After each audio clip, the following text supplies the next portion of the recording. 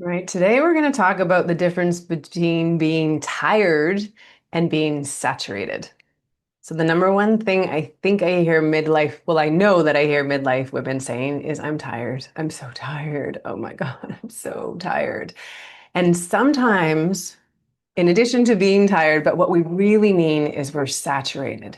We're saturated with too much noise, the demands, the people, the stimulation that happens in our world, information coming in.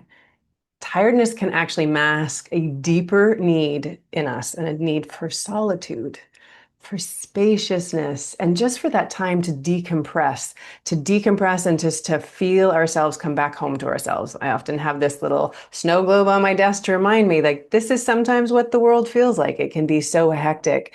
And then we just need time for everything to settle.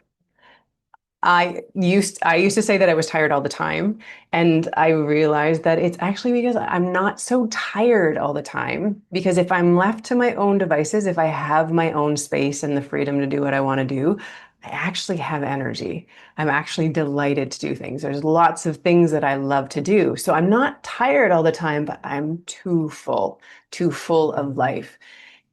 I get really overstimulated if I'm not rested. So rested can be sleep for sure. It can also be we need social rest. We need creative rest. We need spiritual rest. We need emotional rest.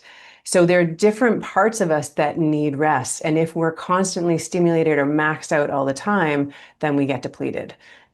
I am a natural introvert for sure. I need time alone to process life. I'm very extroverted in the sense of I love people. I love being around people, but then I hit a threshold and then I need space. I just need space to reset. So this isn't a shyness or an antisocial behavior. It's all about my energetic capacity. So it's like just when you have that battery and your phone and you start blinking, it gives you the running low and then it's red light battery. That's our energetic capacity or our ability to take in more information. And so if we're not listening to that, it will drain us. And the cost is huge when we do that. It can show up when we override our need for rest, when we override our need for solitude, our body's going to let us know. And it will do this through fatigue, adrenal fatigue, burnout. A lot of menopausal symptoms or perimenopausal symptoms will worsen if we keep putting more in or keep pushing ourselves past our capacity. So insomnia, inflammation, digestive issues, irritability, anyone? Tearfulness, feeling really emotional, overwhelmed, anything that just that I cannot take one more thing. Don't ask me anything else. This is when I get that when I in that place of being overwhelmed. My partner is a planner. That was his job. And he also loves to plan. So he's like, we're going to do this and we've got to do that. And I'm like, la, la, la, la, la. I can't take in anything else. So just being able to say, hey, I'm actually quite full right now. I will talk to you about that later. But right now, I can't take in anymore. So this is something to notice within yourself. And midlife and menopause, it requires us to have more time, more space, more solitude, more time on our own. We're not in an expanding phase like we were in that growth when we were kids or adolescents. We're changing all those hormones in our 20s and 30s. We're in what we call energetic in a fall season. And so we're gathering our energy inwards. We're pulling in the essential, the things that are most important to us so that we can integrate them so that we can understand ourselves a little bit better. And this is a phase where we should be shedding. I call it a shedding phase or this portal where it lets us know the things that are no longer in alignment and we start to let those things go, just like the leaves fall off a tree. So we need more time. We need more buffer of a buffer of energetic container that we can be ourselves in and not have to engage in the world.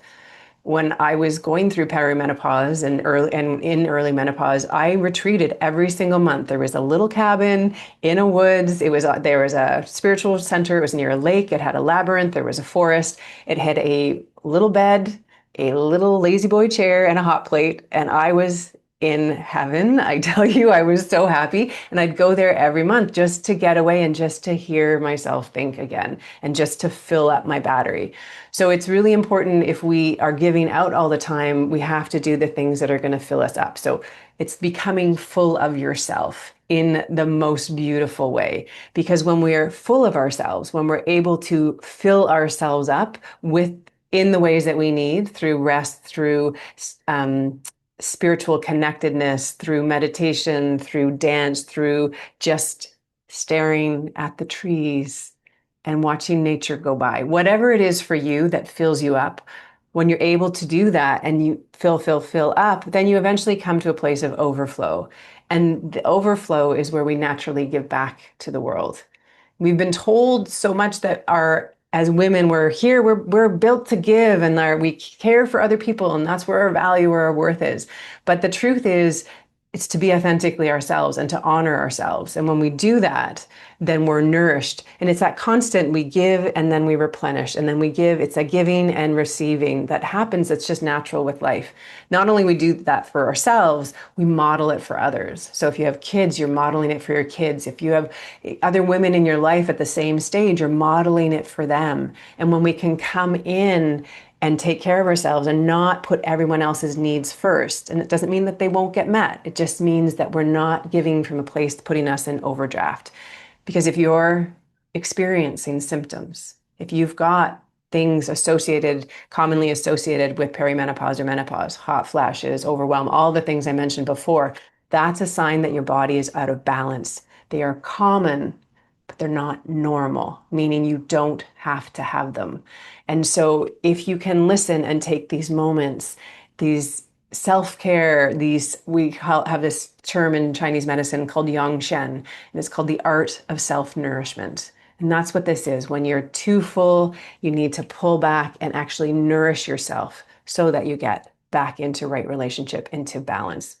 And this is the medicine that comes through midlife. It's really hard in our modern culture because it feeds us this message of productivity, of being out in the world, being active, getting things done. And if you're like a lot of women who I have talked to, as soon as they stop or start to think about resting, they feel lazy. Oh my God, what's going to happen? Things aren't going to get done. What will people think? What's wrong with me? I feel tired at 11 in the morning. I want to take a nap or put my feet up, but I can't do that. So we push through. And that's where we keep continually throwing ourselves more off balance. So if you're resonating with this is your permission slip to take stock, take a moment and see what you can possibly pull out. Where are you stuffing your life? Where are you becoming saturated? And where do you just you're a little too full and where do you need to empty your plate a little bit?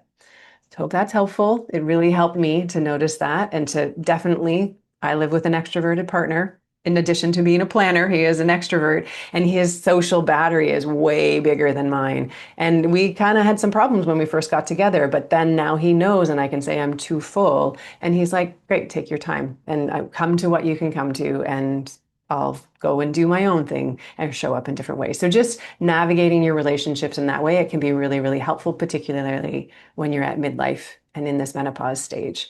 So again, hope that's helpful. If you want to explore a little bit more about this kind of work, I have a free training coming up and I think it's on the 16th of July. I will put the link in my bio or the show notes below. And if you ever want to reach out to me there. If you like this kind of information, you can like this video, you can follow. I'm always doing little tips and doable things that you can do at home that are really accessible. And if you know other women that are suffering they would relate to this and it would be helpful for them, please share it because I'm really here to help as many women as I can thrive in our modern world through midlife and menopause, come out the other side feeling way better because it's possible. I can tell you that for sure. Okay, thank you for being here. I wish you a beautiful day or evening, and I will see you next time.